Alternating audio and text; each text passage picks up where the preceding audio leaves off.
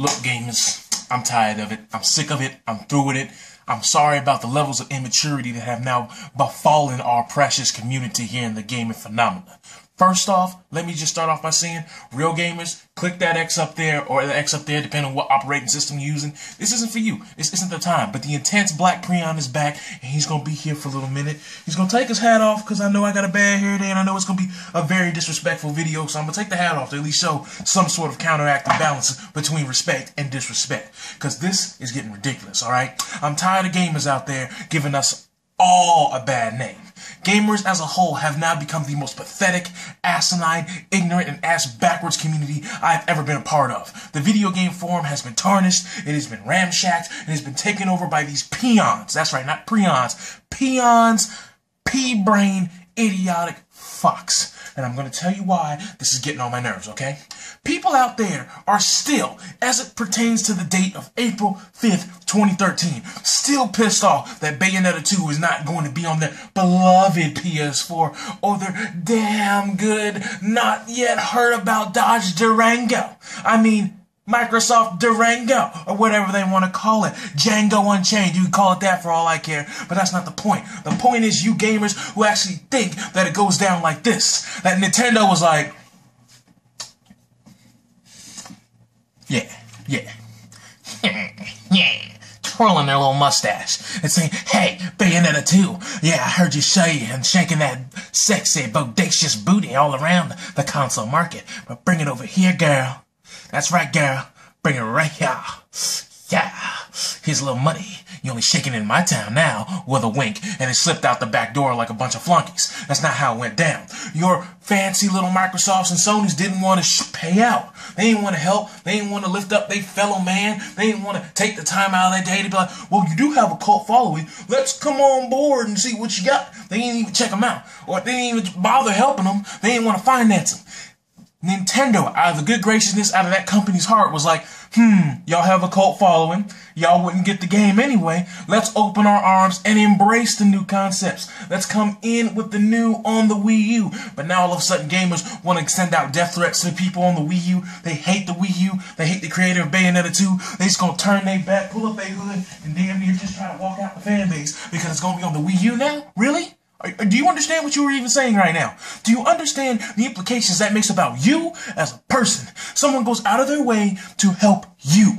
Give you something that you wouldn't have had before. Give you a new experience. Give you more of what you want. But all of a sudden, because it's Nintendo doing it, that is the only gripe you have, and everybody needs to go die in a fire. No, sir. Personally, if you ask me, you're the one that needs to go die in a fire because you are the most self-centered and probably the most picky, asinine person on this whole entire planet. Yet there's a whole lot of you, which makes this whole video game phenomena of a fan base, whether you like Capcom, EA, etc., so on and so forth, doesn't matter. It makes you look like an egotistical fuck, and at the same time, in a synonymous manner, it makes people like me look like ignorant pieces of shit. Because video game companies, I don't know if you've ever actually sat back and just looked everything as if you weren't a gamer and just analyzed the scope of the field.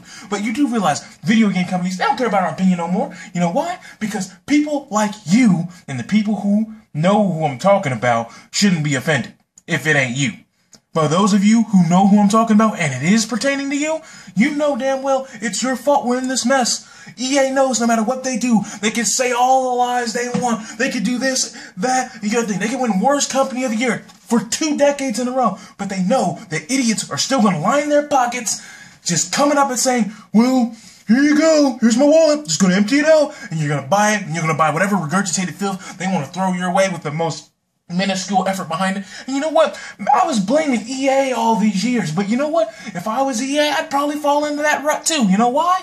Because if someone told me right now, hey dude, you can make 2-minute videos, and you gotta make 2 a month, and all you gotta do is this right here. And we're going to put some crazy music behind it, and you're going to get millions of dollars. Guess what? You'd probably do it.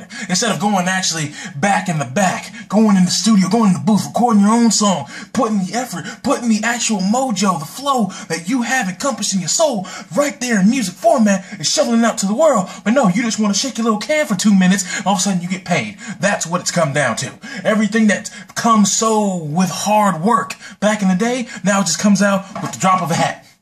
Drop of a hat, that's all it takes. Because they know that their fanboys are going to back them up, and they're going to fight from the highest hills down to the lowest depths of hell just to prove a point that doesn't even actually have any sort of factual backing at all. Those people who go out and buy Capcom games every year, knowing that the next 5 months are just going to be this game, and then all of a sudden they're going to come out with a better version of the exact same game, then you are going to go out and get that. Then 3 months later they're going to come out with another game, and you're going to get that. But you're going to say it was a great experience even though it wasn't worth $130 minus the DLC that you're going to be paying in the future. You understand that? And the other thing that pisses me off, and I can not absolutely stand, and it just absolutely blows my mind. You don't attack EA. You don't let your feelings be known to these big juggernaut companies, these behemoths of our video game world. No, no, no. You'll come take aim. You'll put people like me in the crosshairs. People telling it how it is. People legitimately having their ideals and concepts and their actual video game knowledge hit the plethora, the ensemble of the YouTube viewership. No, that's the people you go after. You will tear people like me down. But I haven't done you wrong. I haven't stirred you wrong. And I haven't pushed you off a cliff. But no, when you have these financial companies out here, these big juggernauts taking advantage of you, the gamer, and you do nothing about it, of course they're going to keep doing it. Well, we've got away with it so far. Why do we have a need to stop? They don't. And we haven't given them one in years. Okay? When something doesn't sell well, guess what? They stop. They cut the head off the snake. They say, well, that's not working. They push it aside. No company is going to keep pushing out money when something ain't selling. You understand? But they know you're going to come out and buy it anyway. So why change? You know what I mean? And the other thing, I don't know if you guys noticed or anything about our market situation, but here in America, you know, things really ain't as high as the media would love to make it seem. So with that said, it pisses me off to know that all these future consoles, oh, guess what? Development costs are going way up, meaning video game prices are going to be going up next generation, which means controller prices are going to skyrocket right through that price ceiling, and don't even get me started on the consoles themselves. And don't get me wrong, I understand that I may be able to afford all 3 consoles, but I know every gamer out there in the world, all my poor gamers, all the gamers that don't have the best financial situations right now. What about them? They're not even taken into consideration. You know why? Because apparently they don't matter. And let's just say they do go out and buy a PS4 because that's all they want, it's all they can afford. They do go out and get a PS4. Guess what? They can only enjoy PS4 games, which is fine and dandy, because I know there's people out there who are just satisfied with a PS4 and will be just satisfied with a Wii U. But that's not my point. My point is a lot of these games that are going to be coming out on these new consoles aren't even going to take full advantage of these specs that you're paying for. That's right, I said it. That 8 gigs of DDR5 and RAM storage on the PS4. There is no game that is ever going to be created or manifested on the PS4 that's going to use all 8 gigs of the DDR5. Do you know why? Because it's not worth it. There's not going to be any game with the developmental time taking into encompassing every single gig. Yeah, it's nice to have, but have you noticed something? Let me take it back on a little history lesson on what's going on in this generation. You know, on the Xbox 360, you know how that game, if you put that console next to the PS3, the Xbox 360 is a weak piece of ass. But if you notice something about the big multi-plat games, you know, oh, I don't know, say Call of Duty and Battlefield, haven't you noticed they run better on the Xbox 360, the less powerful console? Why? Because they know how to optimize it on the 360, and that is why most of those first-person shooters are just direct ports from the 360 straight over to the PS3, and that's why there's some frame rate issues and sometimes some lag that's visual that's more so profound on the PS3 than the 360. So if they make their games optimized for the Durango, what's going to happen on the PS4? Oh, I know. You're going to say first-party Sony games are really going to save the day and come to fruition and actually just save the day with their plethora of exclusives. Yeah, new God of War. Yeah, new Killzone. Yeah, another BioShock. Yeah. Wait, BioShock's not exclusives, I can't go there. Oh, wait, that's right. All of your exclusives, yeah, you're not going to really have that many new IPs or new ideas come to fruition. All of the games that you are playing next generation are just sequels of games you played this generation, meaning you're not getting anything new. You're not asking for anything new, and you're not demanding it, and that's what pisses me off. You come out here and you want, but you're really only asking for the same thing, so why should companies do anything different?